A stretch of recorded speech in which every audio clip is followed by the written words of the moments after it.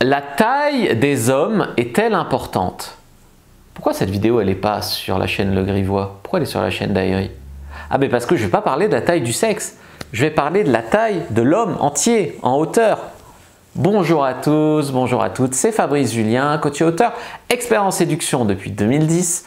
Et dans cette vidéo, on va voir si la taille est importante. Pas la taille du sexe, ça on a déjà fait 15 vidéos sur Le Grivois pour parler de ça. Et qu'elle est importante d'une certaine manière, la taille du sexe, notamment pour la confiance en soi du mec. Mais elle n'est pas si importante, évidemment, à moins d'avoir un micro-pénis de moins de 4 cm. Elle n'est pas si importante que ça. Mais elle est quand même importante. Ce serait hypocrite de dire que ça compte pas. Voilà. Ne serait-ce que pour les a priori qu'il y a dessus. Maintenant, parlons de la taille de l'homme en hauteur. Les hommes petits, les hommes grands.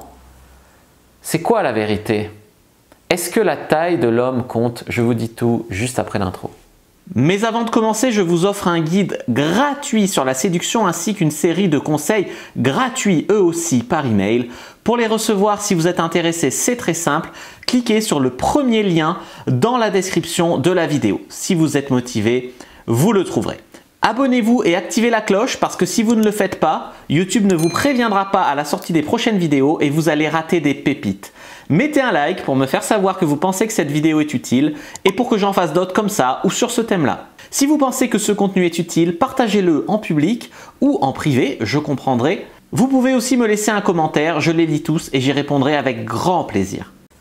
Il y a eu des études qui ont été menées sur la taille de l'homme en hauteur en entier, pas juste le bout, qui ont été menées, des études sérieuses qui ont montré que la taille d'un homme, en moyenne bien sûr toujours, avait une incidence sur la vie de couple et sur la vie, la carrière d'un homme.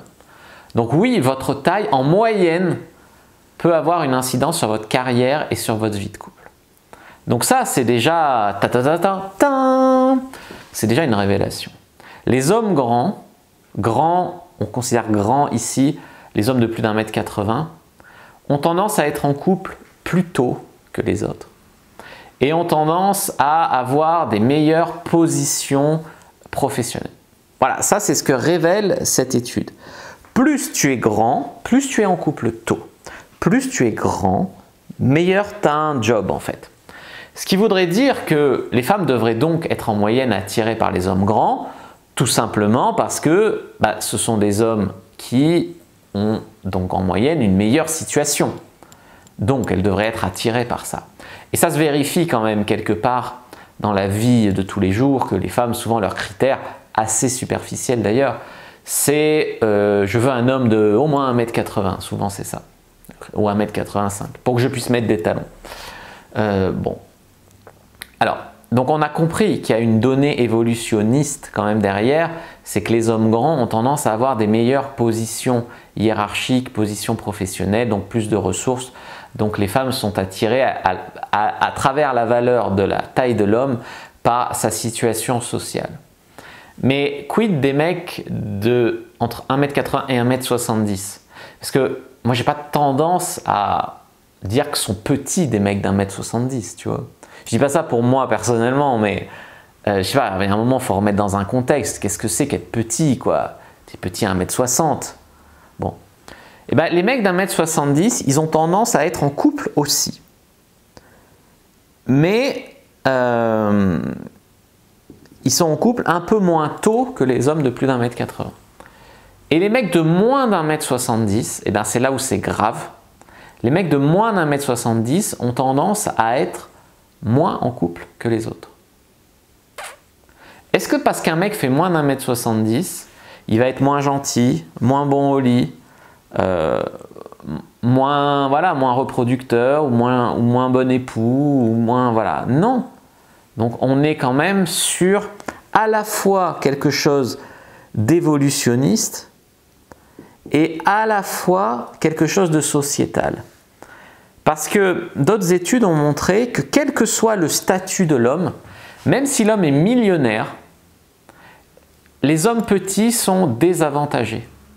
Même si tu as un bon statut social, tu es désavantagé par rapport à un autre mec qui a un statut social équivalent et qui est plus grand. Donc c'est pas seulement évolutionniste, c'est pas seulement la ressource qui est derrière, censément qui est derrière, parce que moi j'en connais des grands qui sont idiots et qui sont pas prêts d'avoir autant de ressources. Mais voilà, donc l'hypothèse selon laquelle la taille détermine le milieu socio-professionnel et donc est révélateur de l'attirance des femmes n'est que partiellement vérifiée parce que, quel que soit le statut des hommes, les hommes petits sont désavantagés. Mais pourtant, ces hommes petits, il y a eu des études là-dessus, les hommes qui sont petits, et là petit, j'entends, voilà, mettons moins d'1m75, les hommes petits ne sont pas pour autant plus enclins à l'alcoolisme ou à la violence, ou voilà. C'est-à-dire que, comme j'ai dit au début, une femme ne sera pas moins heureuse avec un mec parce qu'il fait 1m71 que 1m69, tu vois. Donc là, on en est à mesurer à 1 cm près. C'est comme les filles qui mettent sur les sites de rencontres, si tu fais moins d'1m70, viens pas me parler. Si tu fais 1m69,9, elle ne te parle pas, même si tu es génial. Par contre, si tu fais 1m70,1, là, elle te parle, même si tu es un gros con. Non, mais c'est terrible. En fait, il y a cette fameuse norme sociale qui fait que la femme s'imagine, en tout cas pour elle, qu'elle doit être plus grande que l'homme dans le couple. Et c'est là où s'exprime cette fameuse phrase « Je veux pouvoir mettre des talons à côté de mon homme et être quand même plus petite que lui ». Déjà, 1, personne n'oblige la femme à mettre des talons. 2, personne n'oblige la femme à être plus grande que son homme. Voilà, donc il y a un problème là derrière, qui est un problème de superficialité, oui, on peut le dire, de superficialité. Moi, j'aime baiser les grandes. Moi, je ne suis pas très grand, d'accord? J'ai couché avec des femmes d'1m81, même 1m85. Des femmes qui n'étaient pas heureuses d'être si grandes, tu vois. C'était des beautés, ces femmes. C'est vrai, c'était des beautés, taille mannequin, il y en avait même une qui était mannequin, vraiment. C'est des beautés. Mais elles se sentaient en décalage. Elles sentaient qu'elles faisaient peur aux hommes. Elles sentaient, voilà. Donc en fait, une femme qui serait grande, elle serait malheureuse. Elle serait grande. Une femme de plus d'1m80 ne sont pas forcément heureuses. Tu vois, hormis pour défiler sur un podium, quoi. C'est là où c'est traître. Parce que moi, je suis petit, mais j'aime coucher avec des grandes. Ça ne me dérange pas. Ça me plaît même. Tu vois? C'est là où c'est quand même bizarre qu'elles mettent elles-mêmes des limites, alors que si elles étaient grandes, ben elles seraient malheureuses. Pourquoi toi, tu es obligé d'être grand? Je me rappelle d'une fille, alors moi je sortais avec sa copine, mais en soirée, elle me dit « Ouais Fab, toi t'es petit ». Alors moi je baise ta copine qui est plus belle que toi, et toi la petite grosse, tu me dis que moi je suis trop petit. Alors que tu es plus petite que moi. Elle faisait 1m63 la fille. D'accord? C'est-à-dire que je lui mets quand même voilà, 7 cm dans la tronche, et elle me dit que je suis trop petit. Alors que je couche avec sa copine qui faisait quasiment 1m70, faisait ma taille quoi quasiment. Tu vois? Elle me dit ouais mais moi c'est socialement admis que je sois petite. Ouais mais en fait si moi je suis bien dans ma peau, pourquoi tu viens me casser les couilles en fait, tu vois? Tu vois? Donc en fait on a un gros problème là derrière. Tu vois ce que je veux dire? C'est que la femme pense qu'elle sera heureuse, plus heureuse avec un mec d'1m81 qu'avec un mec d'1m79. C'est grave. Et puis dans la vie de tous les jours, alors sur les sites de rencontres, elle sélectionne grave sur la taille. Mais dans la vie de tous les jours, tu sors ton mètre, tu mesures s'il fait 1 cm de plus ou de moins. C'est pas possible. C'est pas possible. Parce que dans la vie de tous les jours, eh ben, tu mesures l'alphanèse du mec, le charisme, l'espace qu'il occupe, ce qu'il dégage. Un mec sur scène, on l'évalue 5 à 10 cm plus grand qu'un mec qui n'est pas sur scène. Donc, c'est une question de subjectivité, de perspective, la taille. Donc, sur les sites de rencontres, moi, je conseille à tous les mecs petits, tu mets 2 mètres. Tu mets un truc totalement qui n'existe pas. Tu mets 2,20 m ou tu renseignes pas, ou tu bottes en touche, tu mets n'importe quoi, ou tu portes des talonnettes, j'en sais rien, tu fais ce que tu veux, mais tu élimines ce critère débile de la taille. D'accord? Moi, j'ai essayé les chaussures à talonnettes. Je vais pas vous mentir. J'en ai essayé à plus 7, à plus 10 cm. Alors en boîte, bon, c'est pas mal parce que tu baises les meufs qui sont elles-mêmes en talons. C'est pas mal, ça aide. Oui, ça aide. Mais le plus drôle, je vais vous faire un retour d'expérience. C'est qu'il y a des filles que j'ai baisées avec mes chaussures où je faisais 7 cm de plus.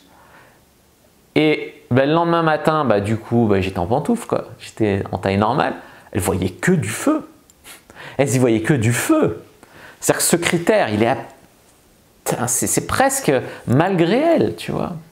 Donc c'est quand même grave, tu vois, de tout ça. On est quand même dans la société du paraître, du chiffre, du truc. Je veux pouvoir mettre des talons à côté de mon homme, mais qui t'en empêche? Mais même si tu es plus grande que lui, mais qui t'en empêche? Déjà, qui t'y oblige à mettre des talons? Et ensuite, qui t'en empêche? Parce que moi, c'est presque une fierté d'avoir une femme en talons qui fait ma taille ou qui est plus grande que moi. Je m'en fiche. Si moi, ça ne me gêne pas, pourquoi toi, ça te gêne? Et est-ce que ce n'est pas ces filles-là qui ont un blocage sur la taille qui ont un travail à faire? Et ces gens qui jugent les couples qui vont juger des assortis. Si ma copine fait 1m80 et moi 1m70, est-ce que j'ai besoin du regard de travers des gens? Et pourquoi si moi je fais 1m85 et qu'elle, elle fait 1m60, pourquoi la personne regarde de travers? Je ne dis pas qu'ils devraient regarder de travers. Ils font bien de ne pas regarder de travers. Mais on est à une époque où on te dit ouais, l'égalité, l'équité, le féminisme, le machin, mais c'est encore les hommes qui trinquent. On en est toujours où c'est les élites.